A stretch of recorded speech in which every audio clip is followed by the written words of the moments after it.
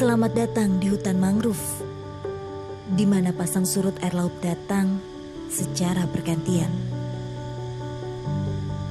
Tempat yang memberikan kehidupan bagi aneka satwa, mulai dari mamalia, reptil, burung, hingga beragam ikan.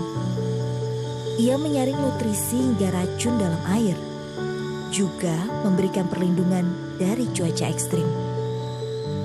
Akarnya yang dapat menyaring garam, menghirup oksigen, serta mengekstrak nutrisi, membuat mangrove mampu hidup dalam air asin. Kemampuan yang tak dimiliki pohon lain. Pelepasan emisi ke udara pada hutan mangrove lebih kecil daripada hutan di daratan. Hal ini karena pembusukan serasah tanaman akuatik tidak melepaskan karbon ke udara. Secara geografis, Indonesia sebagai negara kepulauan terletak pada pertemuan 3 lempeng tektonik utama dunia yang berpotensi menyebabkan bencana alam seperti gempa bumi hingga tsunami. Rasanya belum hilang dalam ingatan gelombang tsunami yang meluluh lantahkan dan membuat semua mata tertuju pada Nanggro Aceh Darussalam.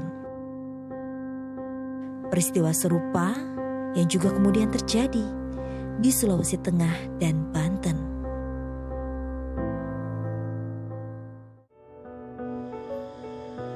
Kemampuan hutan mangrove sebagai peredam gelombang inilah yang menjadi pelindung terdepan pesisir Indonesia. Tak hanya dari sisi ekologi, ia juga mampu memberi manfaat sosial dan ekonomi bagi masyarakat pesisir yang menggantungkan hidupnya dari laut. Sayangnya, manusia sendiri yang terkadang lupa menjaga keseimbangan alam. Deforestasi akibat penebangan liar, serta alih fungsi lahan yang tak ramah lingkungan, membuat manfaat-manfaat mangrove tak bisa dirasakan. Berusaha gimana caranya untuk menahan laju abrasi ombak tersebut supaya kita tetap terlindungi. Masalahnya saya ini udah bosan pindah gitu.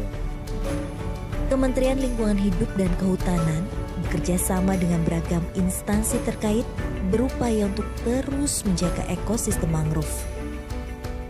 Karena abrasinya sangat tinggi, kalau tidak punya tertarik salah satu warga atau masyarakat sekitar tidak ada inisiatif seperti itu, maka beberapa tahun yang kemudian yang lewat mungkin ini udah jadi lautan. Hingga saat ini, Indonesia memiliki 3,31 juta hektar mangrove tersebar dari Pulau Sumatera, Jawa, Sulawesi, Kalimantan, Maluku, Bali Nusra, hingga Papua. Dari luasan tersebut, lebih dari 600.000 hektar mangrove dalam kondisi kritis. Semangatnya adalah mempertahankan yang baik, merehabilitasi yang buruk, hingga kembali tumbuh baik. Untuk itu, setiap tahunnya melalui dana APBN, Ditjen Pengendalian Daerah Aliran Sungai dan Hutan Lindung, melalui Balai Pengelolaan Daerah Aliran Sungai dan Hutan Lindung yang berada di 34 wilayah, terus melakukan beragam upaya.